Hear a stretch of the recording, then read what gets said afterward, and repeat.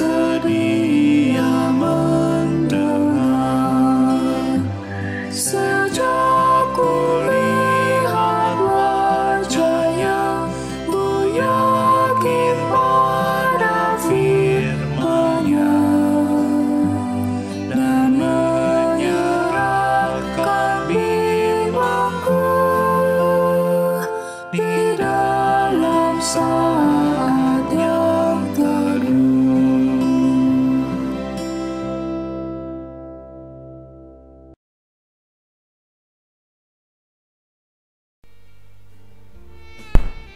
Mazmur 125 ayat 1 sampai 2. Nyanyian ziarah.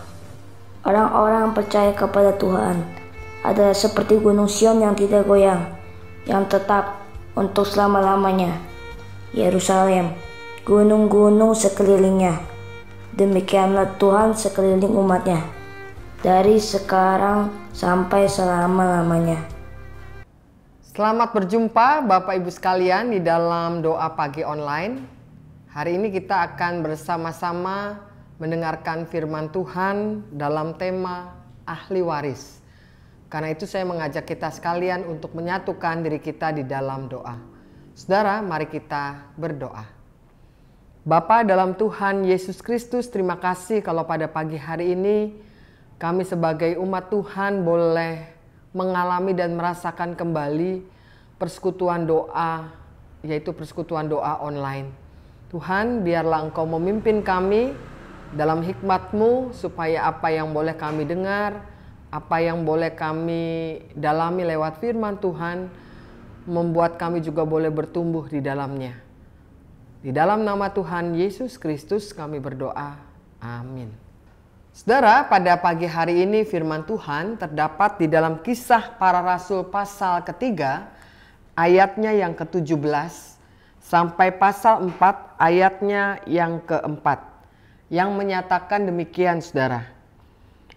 Hai saudara-saudara, aku tahu bahwa kamu telah berbuat demikian karena ketidaktahuan, sama seperti semua pemimpin kamu. Tetapi dengan jalan demikian, Allah telah menggenapi apa yang telah difirmankannya dahulu dengan perantaraan nabi-nabinya, yaitu bahwa Mesias yang diutusnya harus menderita. Karena itu, sadarlah dan bertobatlah supaya dosamu dihapuskan, agar Tuhan mendatangkan waktu kelegaan dan mengutus Yesus yang dari semula diuntukkan bagimu sebagai Kristus. Kristus itu harus tinggal di sorga sampai waktu pemulihan segala sesuatu, seperti yang difirmankan Allah dengan perantaraan nabi-nabinya yang kudus di zaman dahulu. Bukankah telah dikatakan Musa, Tuhan Allah akan membangkitkan bagimu seorang nabi dari antara saudara-saudaramu, sama seperti aku. Dengarkanlah dia dalam segala sesuatu yang akan dikatakannya kepadamu. Dan akan terjadi bahwa semua orang yang tidak mendengarkan nabi itu akan dibasmi dari umat kita. Dan semua nabi yang pernah berbicara mulai dari Samuel dan sesudah dia telah bernubuat tentang zaman ini. Kamulah yang mewarisi nubuat-nubuat itu dan mendapat bagian dalam perjanjian yang telah diadakan Allah dengan nenek moyang kita. Ketika ia berfirman kepada Abraham, oleh keturunanmu semua bangsa di muka bumi akan diberkati. Dan bagi kamulah pertama-tama Allah membangkitkan hambanya dan mengutusnya kepada kamu, supaya ia memberkati kamu dengan memimpin kamu masing-masing kembali dari segala kejahatanmu. Ketika Petrus dan Yohanes sedang berbicara kepada orang banyak, mereka tiba-tiba didatangi imam-imam dan kepala pengawal bait Allah serta orang-orang Saduki. Orang-orang itu sangat marah karena mereka mengajar orang banyak dan memberitakan bahwa dalam Yesus ada kebangkitan dari antara orang mati. Mereka ditangkap dan diserahkan ke dalam tahanan sampai keesokan harinya karena hari telah malam. Tetapi di antara orang yang mendengar ajaran itu, banyak yang menjadi percaya sehingga jumlah mereka menjadi kira-kira 5.000 orang laki-laki. Saudara, sampai demikian jauh pembacaan kita, tentu yang berbahagia adalah kita yang mendengarkan firman Tuhan serta memeliharanya di dalam kehidupan sehari-hari. Saudara, seperti yang saya katakan semula, tema dari doa pagi online ini adalah ahli waris. Saudara, siapa sih yang tidak senang menjadi ahli waris?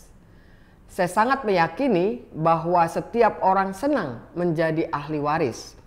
Karena menjadi ahli waris merupakan hal yang membuat orang itu mendapatkan warisan. Bahkan kadang-kadang orang mengatakan warisan itu bisa sampai dirasakan oleh keturunan kedua, ketiga, dan lain sebagainya.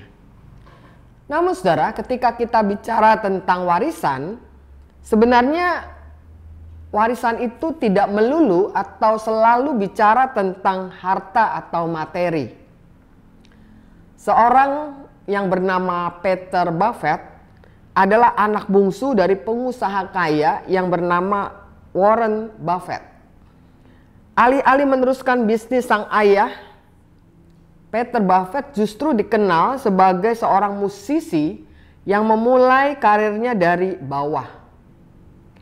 Banyak orang bertanya, apakah Peter tidak mendapat warisan dari sang ayah untuk meneruskan bisnis dan hidup dalam kemewahan?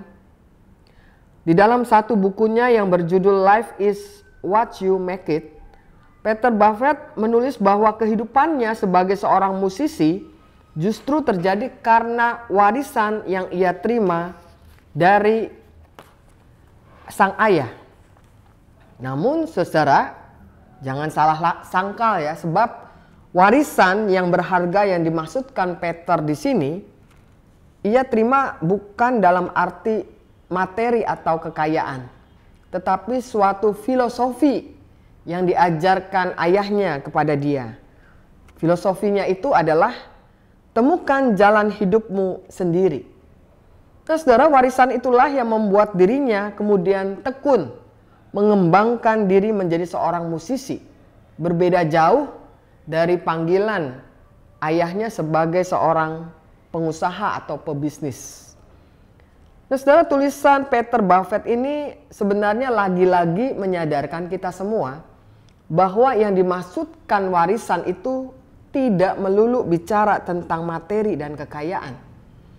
Bahkan kalau kita membaca bagian dari firman Tuhan pada pagi hari ini, firman Tuhan di dalam Kisah Rasul pasal 3 ayat ke-25a mengatakan, kamulah yang mewarisi nubuat-nubuat itu, sehingga kamu mendapat bagian dalam perjanjian.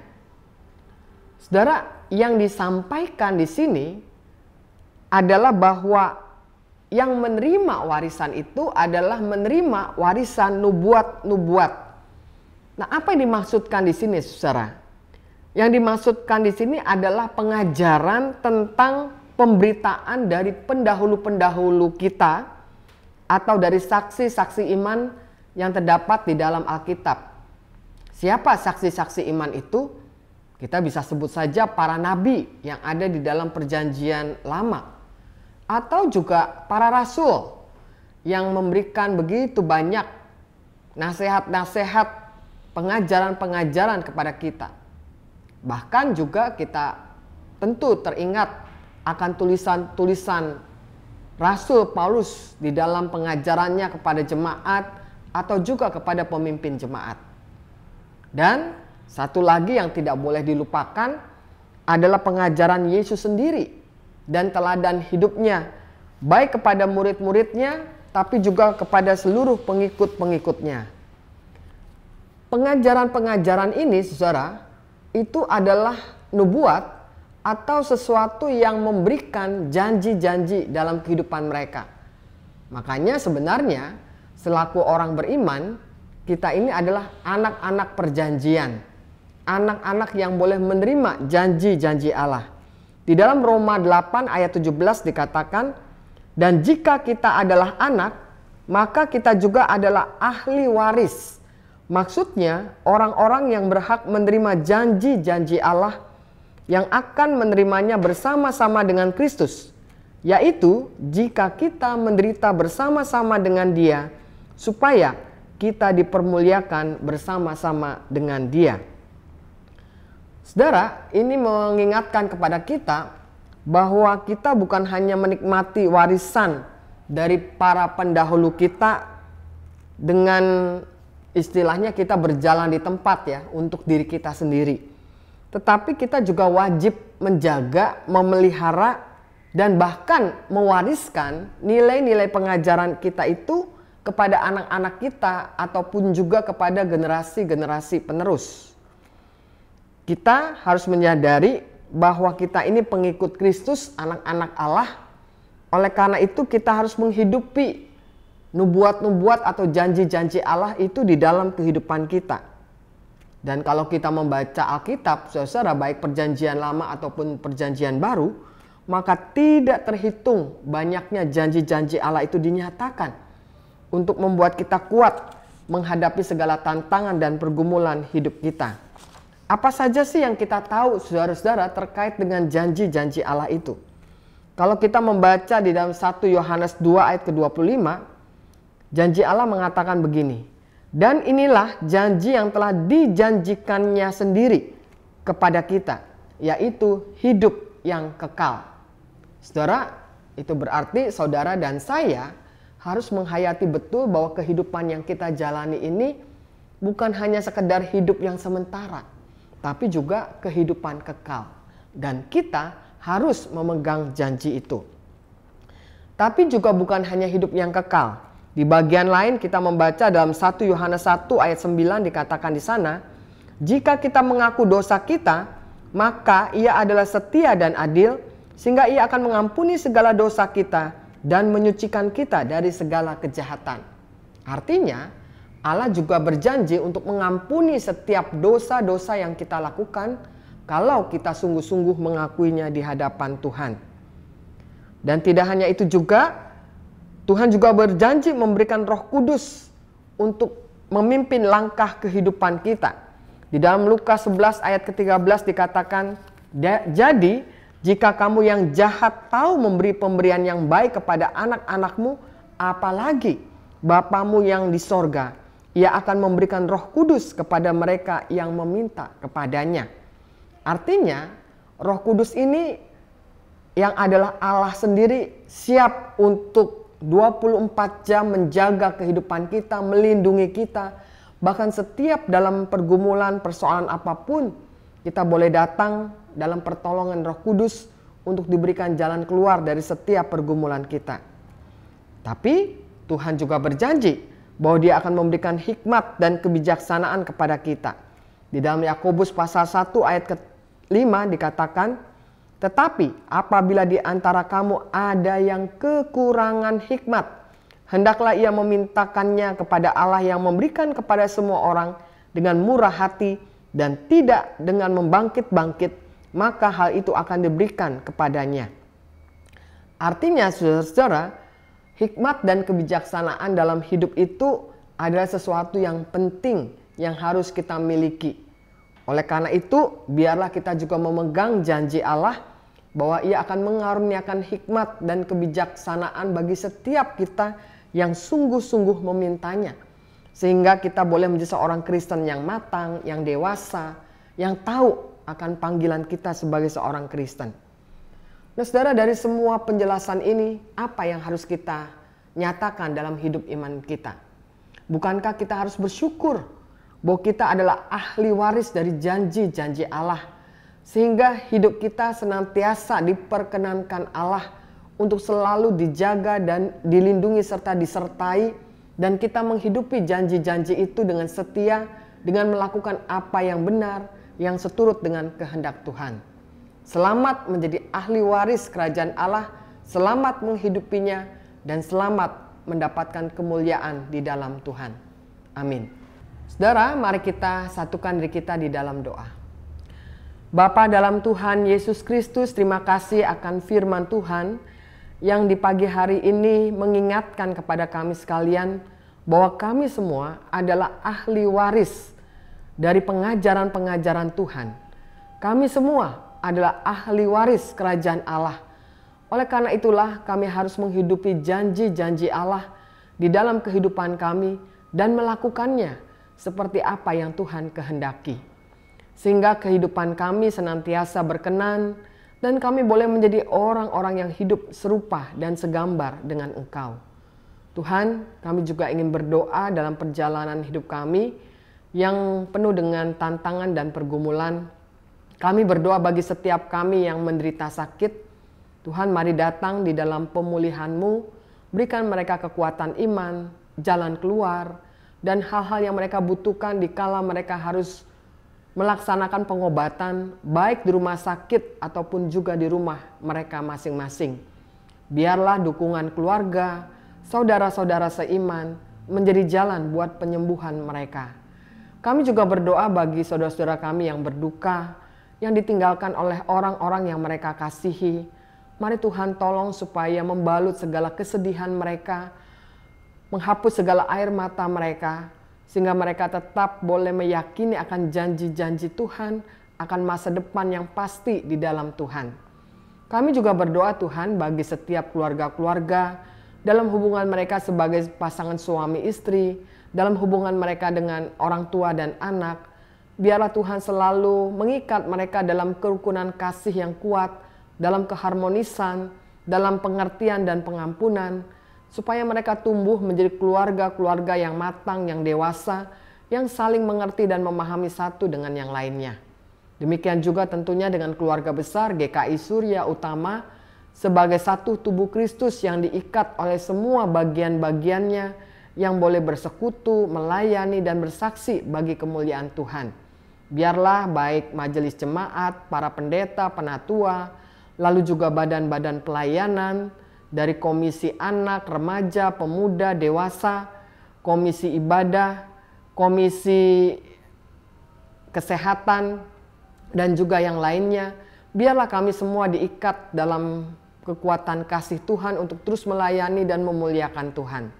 Tuhan, kami juga ingin berdoa bagi kehidupan bangsa dan negara kami, yang kami sadari bahwa di masa-masa era perpolitikan sekarang yang semakin menghangat, karena pada bulan Februari yang akan datang akan dilaksanakan pemilihan umum.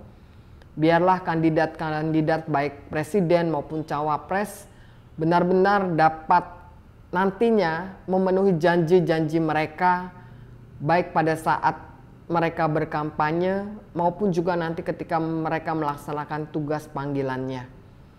Tuhan, biarlah muncullah seorang benar-benar yang takut akan Tuhan, yang memimpin bangsa yang besar ini, supaya mereka tidak hanya menginginkan kedudukan jabatan, tapi mereka benar-benar menjalankan amanah yang baik dari panggilan mereka sebagai pemimpin-pemimpin bangsa.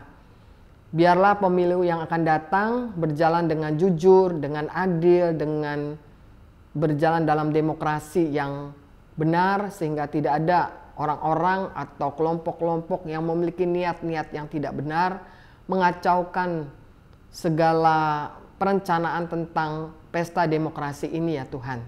Dan keamanan dan stabilisasi negara dapat terjaga dengan baik. Tuhan, pada akhirnya kami juga ingin berdoa untuk dunia ini yang merupakan rumah kami bersama dengan seluruh makhluk hidup ciptaan Tuhan, supaya kami boleh saling menjaga satu dengan yang lainnya. Kami menjaga alam semesta ciptaan Tuhan dengan penuh tanggung jawab.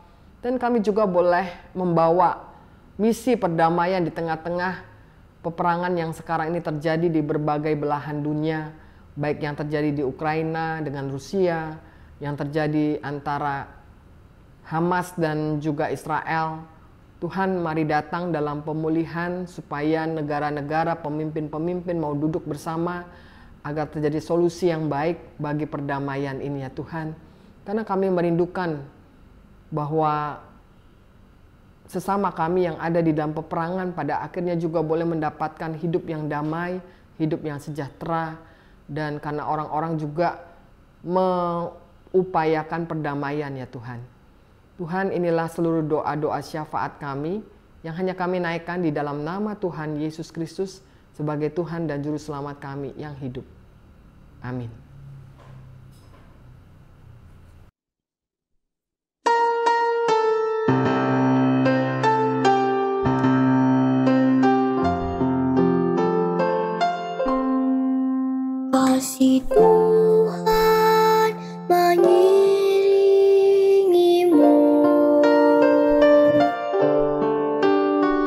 saya